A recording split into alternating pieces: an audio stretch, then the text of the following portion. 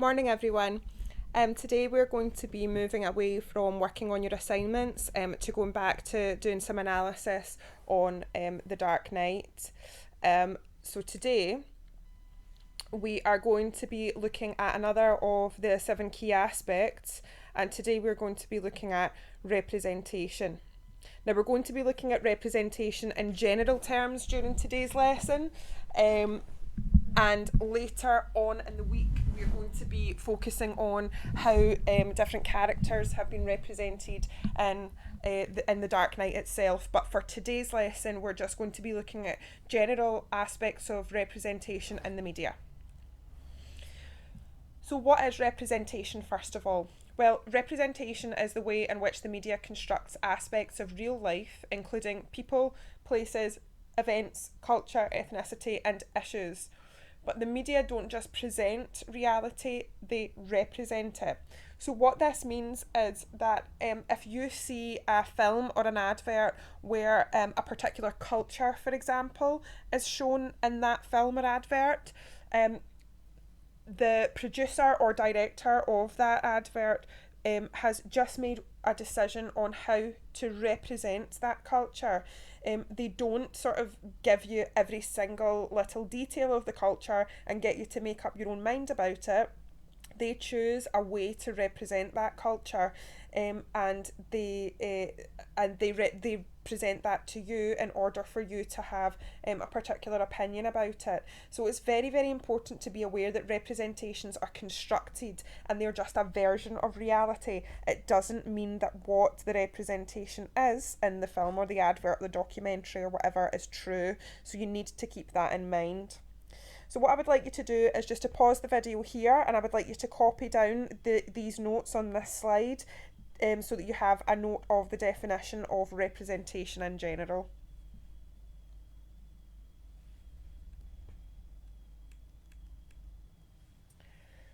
Okay, now we're going to move on to understanding representations. Now, in order to understand representations, a good jumping off point for this is thinking about how you represent yourself. Now, in today's society, almost everybody has some sort of social media, whether it's Twitter or Facebook or Instagram or TikTok or whatever it is that you're using. And on those social media platforms, we all choose to represent ourselves in a certain way. Very rarely do you get somebody who will put up every single aspect of their lives on social media, whether it's good or bad or boring or whatever. Most people tend to just put the nice, happy, positive, shiny parts of their lives onto social media.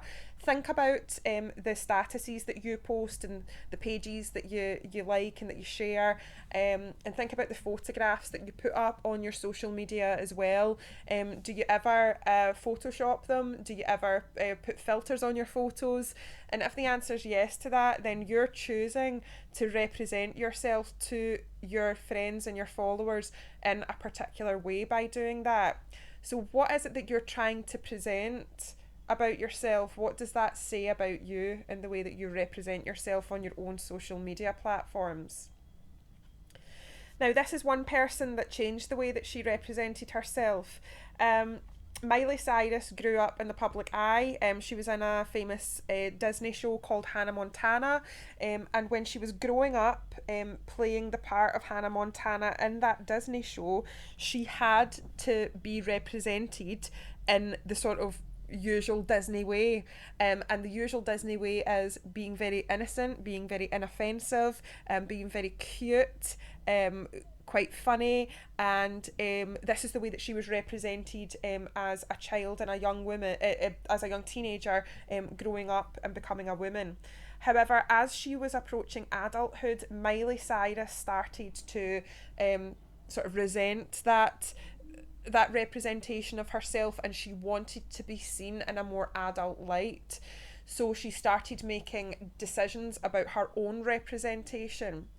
And in doing that, what she did was, the thing that kick-started it really was a near naked photo shoot that she took as part of an interview for the magazine Vanity Fair.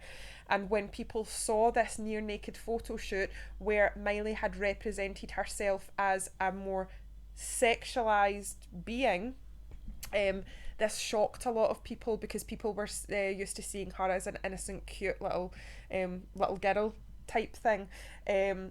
She also then graduated from this doing this near naked photo shoot to the picture that you can see here on the right, where Miley, you can see she's bent over in a very, very skimpy costume. This was on stage at the VMAs, where she's giving an overtly sexualized performance of one of her songs at that time, and she was with a male pop star who she was sort of using to sort of ramp up the sexualization of this performance, and this is you can see the two pictures of Miley Cyrus here are completely different to each other, and the sort of messages that they give us as the audience about what type of person she is. So Miley Cyrus went from being considered as an American sweetheart, so she was represented as being an American sweetheart while she was in Hannah Montana, so she was seen as being innocent, cute, inoffensive, to then being represented as the bad girl in the music world when she started just releasing her music as pop singles. So she started talking about different people in the industry and the press, so she was sort of given like sort of bitchy comments about different people in the press, and we're going to see a little bit about that in this video here. She was participating in near naked photo shoots, like I've said, in the Vanity Fair magazine, and she was giving sexualized music performances. So I'm going to show you this video here, which is Miley Cyrus presenting an award at the 2015 VMAs, where she gets into a sort of collision with Nicki Minaj.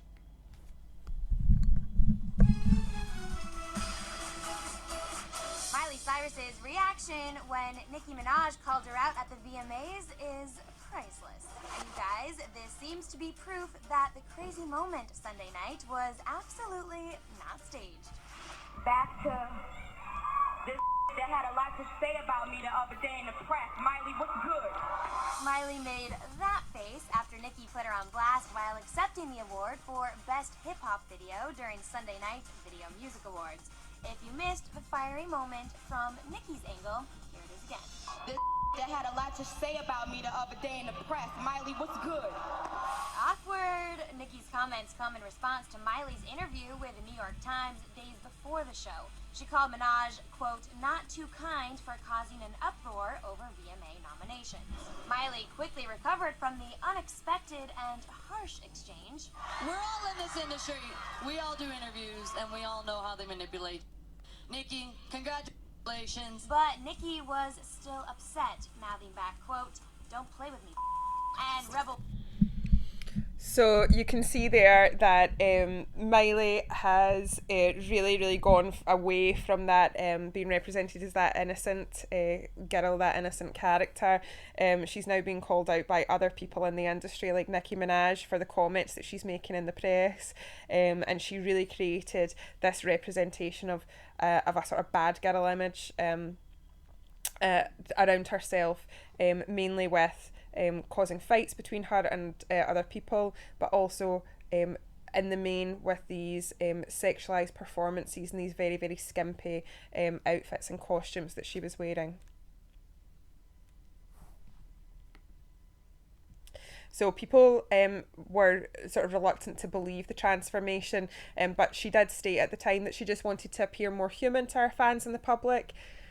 Not a lot of people agreed with this, because they did say that young girls who had liked her and been fans of her when she was the innocent character of being represented as the innocent character of Hannah Montana were now looking up to her as she was participating in these sexualized performances and near naked photo shoots, and people were seeing her as a sort of bad role model at the time. Okay, so when we look at representation in media, there are different pieces of terminology that we use in order to decode different representations. The first way that we look at representation in media is through through this term selection. So all this means is who or what is being represented and what are they being represented as. So in the case of Miley Cyrus, in her later years, she is being represented as a sort of overtly sexualised object.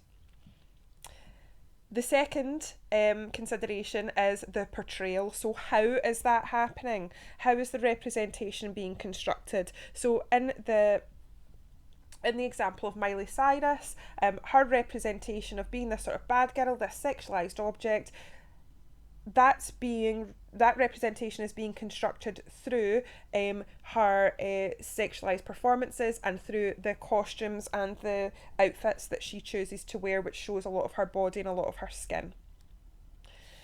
And the cultural assumptions is the last one. That's the why. Why has the filmmaker constructed the representation in this way? And the reason that Miley Cyrus gave the public about why she had chosen to represent herself in this way was because she wanted to seem more human to her fans. Actually, before we move on, guys, can I get you just to pause the video here, and I would like you just to copy down each of these points and definitions of selection, portrayal and cultural assumptions, because it will make it easier for you to analyse different representations later down the line if you have a note of each of these. So pause the video here and copy this slide down, please. So now that you've copied that down, you should understand now that creators of media content can also decide how they want to represent people, places or ideas, so they make the decision on it. So in a nutshell, representation in media, whether it's an advert, film, documentary, music video, whatever it is, that representation in media are how people or places are conveyed and why they've been chosen to be conveyed in that way. Okay, so that's representation in a nutshell.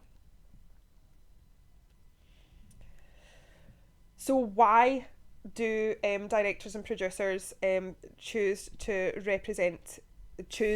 representations in media? Well, the reason that they do it is to either support or challenge our cultural assumptions, and this is often done by using stereotypes or non-stereotypes. But what is a stereotype? I'm sure most of you know that stereotypes are the assumption that all members of a group, whether that is people being grouped by race, by gender, by culture, whatever it is, the assumption that all members of that group behave in the same way. And I'm going to show you an example of this. So in the media, Scottish people are often stereotyped in a particular way. Now, you'll probably be familiar with this character here. This is Willie from The Simpsons. He is the only Scottish character in The Simpsons, and he is very, very stereotypical. The reason that he is stereotypical is that he has red hair, he has a red beard, he has big bushy red eyebrows, and the stereotype of Scottish people is that Scottish people have red hair. You can also see he's being stereotyped through his costume because he is wearing tartan and it looks like he's wearing a kilt as well, and that is stereotypical because Scottish people are usually assumed or stereotyped to wear sort of traditional Scottish clothing like tartan and kilts. Another way that Willie from The Simpsons is a stereotypical Scottish character is through his mannerisms and his personality.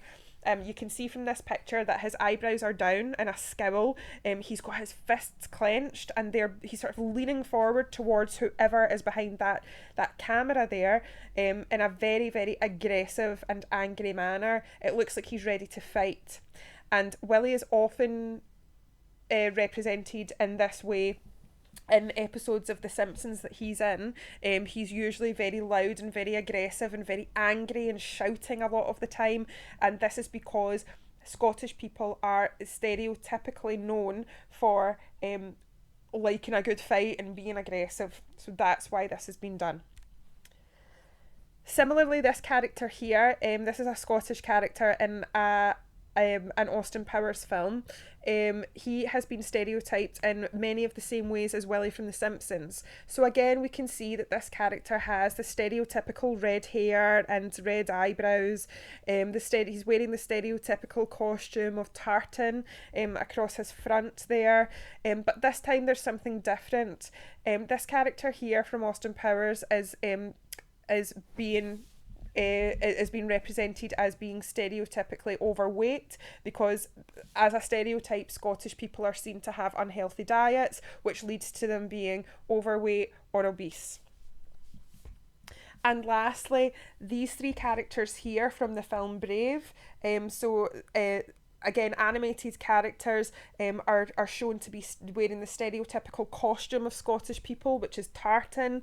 And again, much like Willie from The Simpsons, the facial expressions and the body language of the characters show that they are very aggressive, with their knitted eyebrows, their scowls on their faces, their lips drawn together in a frown. One of the characters has his hands on his hips, the other has his arms folded and crossed across his chest, and the three of them look like they're ready for a fight. And like I've said previously, Scottish people are usually stereotyped as being aggressive people who are always ready for a fight.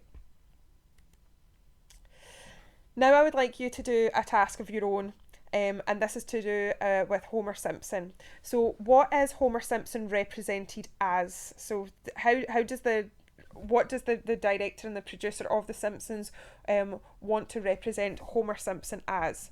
So think about that for yourselves, and then once you've come to a decision about what Homer is represented as, have a think and note down some ideas about how the producers of The Simpsons have constructed that representation. What have they included in, well, this shot in particular, but in The Simpsons overall? If you've watched The Simpsons before, what do they include that shows that Homer is being represented in that way? So pause the video here for a few minutes and write down some notes in response to these questions.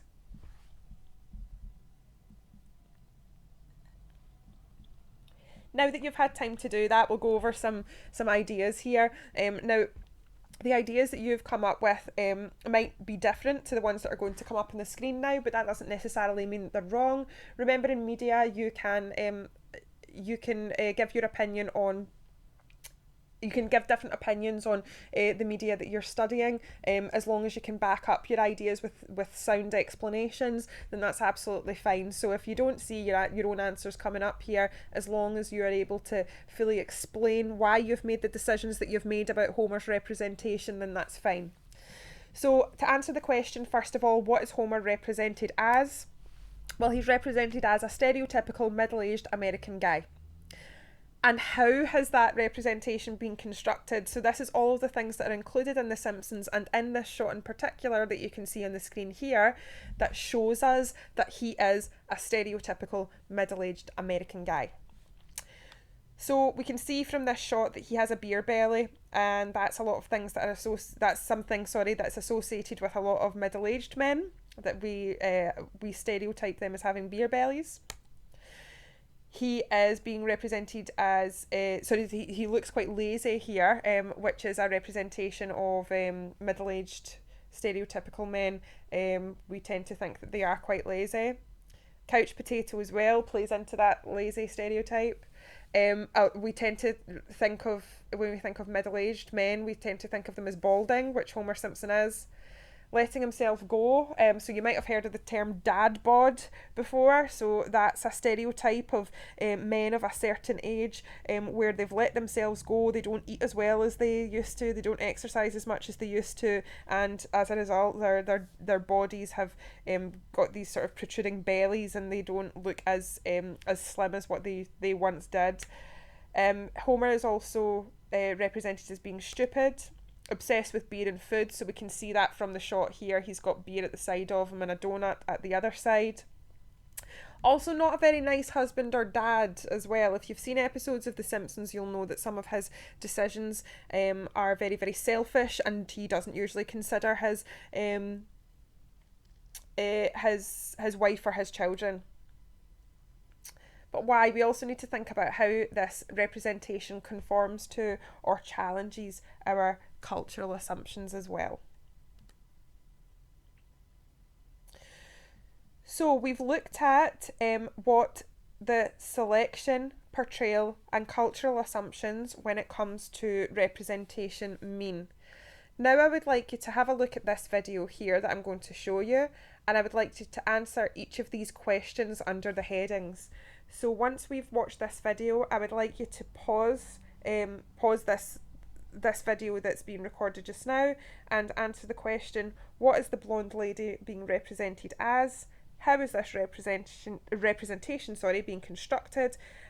So what's being included to make out that the blonde lady is being represented in this way, and what stereotypes or cultural assumptions does this representation support or challenge? So we'll watch the video now, and then I'll pause so that you can have a bit of time, and then pause the video so you can have some time to answer each of these 3 questions.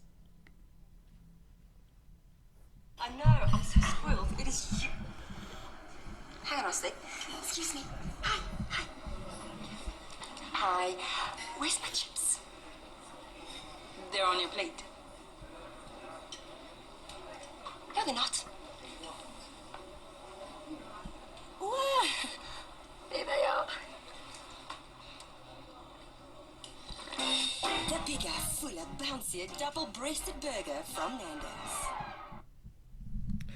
Okay, so pause this video here just now and take a few minutes to answer each of these questions on your own.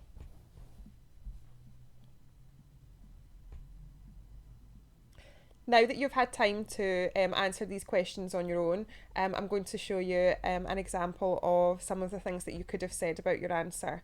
Now, when I show you this example, you might not have as large or as full an answer as this, but this will give you an idea of how you should be constructing your answer and the level of detail that you should be going into your answer.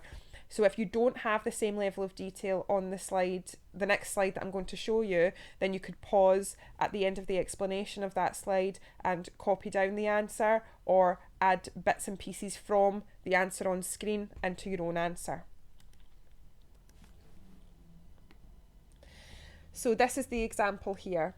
So the first thing that I had asked you to answer was, what is the blonde lady being represented as, and that was the selection. So the blonde woman in the Nando's advert, which is called Where's My Chips, is represented as a stereotypical dumb blonde. Okay, so very straightforward, very easy. She's just seen to be this sort of stereotypical dumb blonde character. Then I asked you how this representation is constructed, what's been included in the advert to make out like this woman is a dumb blonde. Well, this representation is constructed through her appearance, as she wears heavy makeup and a low-cut, tight-fitting top that emphasises her bust. So it's a costume here. It is also constructed through her actions and dialogue. She talks on her phone and is rude to the waitress before asking, "Where's my chips?" This makes her seem stupid because not only is the phrase grammatically incorrect, but her chips are on her plate, just hidden by her boobs. There's other things that you could have added in there as well. The fact that she can't quite get the straw in her mouth at the end makes her out to be quite stupid as well. And at the start, it plays in the very, very beginning, we hear her talking on the phone and she says, "I'm so spoiled," which plays into that dumb blonde stereotype too. Then the final bit is the cultural assumptions, where I had asked you to consider what stereotypes or cultural assumptions does this representation support or challenge. And what you could have said about that is that all of this creates a stereotypical representation of young blonde women as stupid and only interested in their body. Her representation is overly sexualised and used only for comedic effect. This stereotype is arguably offensive to all women, not just blonde women. But by furthering the stereotype of blonde women as non-intellectual, it is specifically damaging to them. All of this led to the advert being banned in the UK for perpetuating harmful stereotypes. So that is a really extreme example of stereotypes in media. To have an advert banned because it is potentially so harmful to the society that might watch it shows just how how damaging some stereotypes can be. So media producers need to be very, very careful when using stereotypes in their films and their adverts and things. So, like I've said previously, I've just split the different sections of this answer into the 3 areas of representation. So you can see here the first section was the selection, the second part of the answer was portrayal, and then the last part was cultural assumptions. So if you would like to pause the video here and either copy down this full answer so you have a note of how the answer should look for a representation question, or if you already have quite a hefty answer, you could just choose and select different parts of this answer in order to make your own answer more detailed and copy down particular parts of it. So pause the video here and do that, please.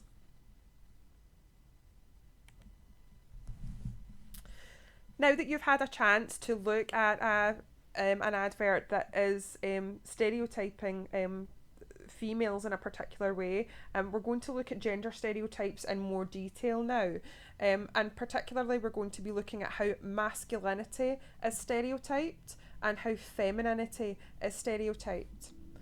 So as your first task, before we go on to look at more examples of stereotypes of both masculinity and femininity, I would like you to get a sheet of paper or your jotter and draw this table into a page on your sheet of paper or your jotter, and I would like you to jot down some ideas about what do you, from your own experience of watching films and adverts and TV shows, what do you think are the stereotypes of masculinity and what are the stereotypes of femininity? So what do we stereotypically expect men to be like, and put that in the masculinity column, and what do we stereotypically expect women to be like, and put that in the femininity column.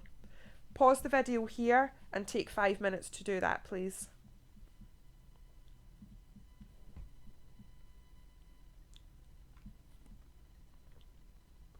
Now that you've had a chance to think of all of the things that you believe to be stereotypical when it comes to in media, when it comes to masculinity and femininity, we're going to look at a few examples of adverts. Now this advert here is from quite a few decades ago, and it stereotypes both masculinity and femininity in this print advert.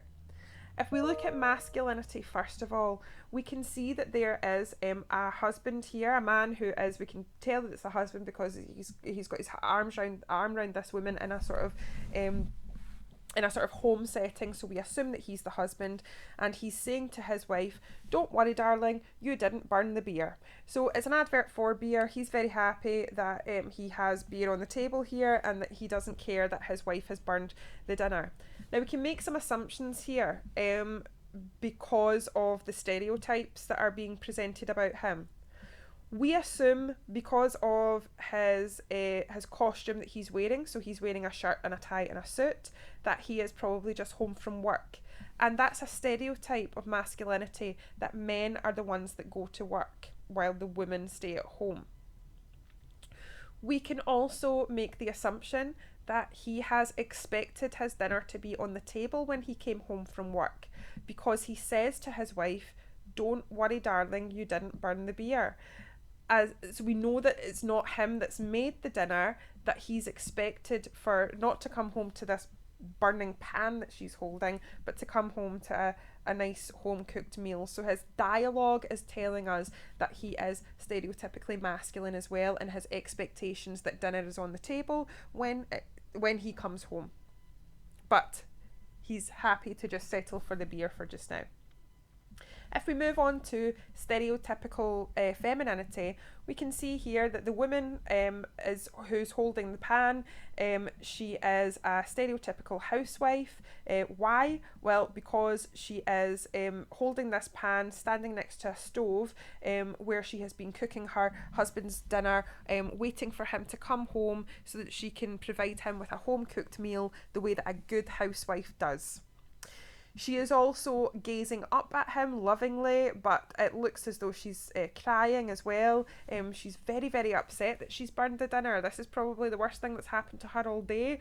She's dabbing her face with a tissue, which shows that she's probably crying, which plays into the stereotype that women are emotional.